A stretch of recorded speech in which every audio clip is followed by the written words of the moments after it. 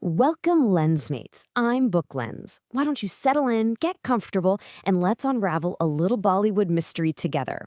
We're diving deep into a film that promised audiences pure terror, but, well, it delivered something else entirely, leaving everyone scratching their heads and asking one simple question. What was this movie really about? I mean, just listen to that. The marketing for Thamma definitely set a terrifying tone. This one line from the teaser was electric, hinting at some new, super dangerous monster about to crash into a universe that's already packed with famous ghouls. The promise was crystal clear. Get ready for a villain like nothing you've ever seen before. So, to really get why this film's reception was so complicated, we first have to understand the massive, and I mean massive, expectations that were built up around its release. This wasn't just another movie. It was positioned to be a huge cinematic event. See, Thama was stepping into some pretty big shoes. It was the fifth film in the Matic horror comedy universe, or the MHCU. And this is a franchise that's absolutely beloved for its unique and incredibly successful mix of scares and laughs, a formula that had proven time and time again to be pure box office gold. The studio's confidence was just sky high, which you can tell because they gave it a Diwali 2025 release date. In Bollywood, getting a Diwali release is the ultimate vote of confidence. It's the studio basically shouting from the rooftops that they think they have a monster hit on their hands. So yeah, all the pieces were in place. But then, on October 21st, the film came out, and the reaction was immediate and, frankly, all over the place. Audiences and critics were split right down the middle. It seemed like nobody could agree on what they had just watched. The critical reviews were just night and day. On one side, you have the weak calling it soulless and unexciting. Ouch. But then, on the complete other end of the spectrum, the Times of India found it to be a thoroughly entertaining watch. So how can one film get such wildly different reactions? It's pretty strange, right? And you can really see this confusion visualized in the ratings. Just look at this spread. You've got a 2 out of 5 from the week, and then it jumps all the way up to a 3.5 from the Hindustan Times. This wasn't just a minor disagreement among critics. It points to a really fundamental disconnect in how the movie was being understood. And this feeling wasn't just limited to the professional critics either. You saw it bubbling up with audiences too. As this Reddit user puts it, a lot of people were feeling that the whole horror comedy genre was starting to get a little stale, failing to be truly scary or truly funny. So what was at the heart of all this confusion? Well, it seems Thama was having a serious identity crisis, and it left everyone wondering what kind of film it was even trying to be. If you read the reviews, critics kept hitting on the same conflicting points. Was the love story the real heart of the film, or was it just a juvenile distraction? Was the big bad villain actually menacing, or was he basically a stand-up comedian?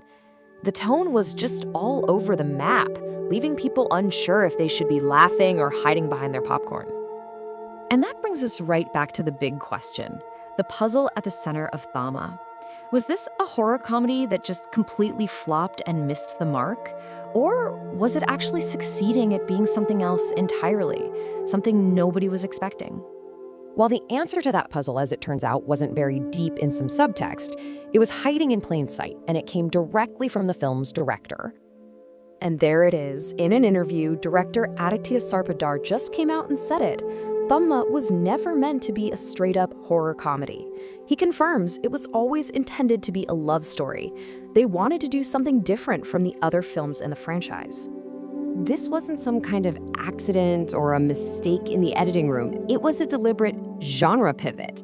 The filmmakers made a strategic choice to shift the movie's main focus, basically using the supernatural world they'd already built as a cool backdrop for a totally different kind of story. And knowing that, well, it changes everything, doesn't it? The whole debate gets reframed. People were judging Thama against the standards of a horror film when it was actually playing by the rules of a romance. All of a sudden, the things people called flaws, like fewer scares or a big focus on the love story, they weren't flaws at all. They were features. Okay, so with this new perspective, let's take another look at Thama's performance. From a purely strategic point of view, was this genre pivot a brilliant success, or did it end up missing the mark? Let's talk numbers first. Financially, you can't argue with it. The film was a success. It brought in a very, very strong 24.87 crore on its opening day alone. That proves there was a big audience out there that was more than ready for what Thamma was offering, genre shift and all. But, and this is a big but, when you put its opening day numbers next to the franchise's pure horror comedies, you start to see the financial cost of that pivot. Its 24.87 crore is great, but it didn't quite reach the 32 or 35 crore heights of films like Bhool Bhulaiya 3 or Stree 2. And that suggests that the genre shift might have left some of the core horror fans at home. So, what's the final verdict? Thamma was absolutely a financial success. There's no question. But that strategic pivot, that big risk, it seems like it might have put a ceiling on its potential. It was a gamble that paid off, for sure, but maybe not as big as it could have if they had stuck to the original formula. And the whole story of Thamma offers a really fascinating lesson for all cinematic universes, whether we're talking about Bollywood or Hollywood. The people who create these massive universes are always caught in this dilemma, right?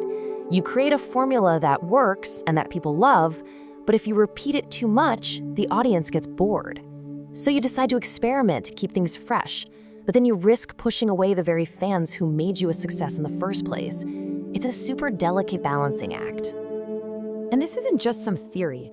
Online, people have already started making comparisons between the quick expansion of the MHCU and that feeling of franchise fatigue that a lot of people felt with the Marvel movies after Endgame. There's a real fear that growing too much too fast could lead to a drop in quality.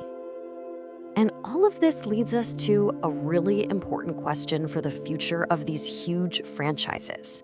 Is blending and blending genres a necessary evolution to keep these stories fresh and exciting? Or is it a risk that's just too big, one that ends up breaking the trust of the very audience that built the franchise?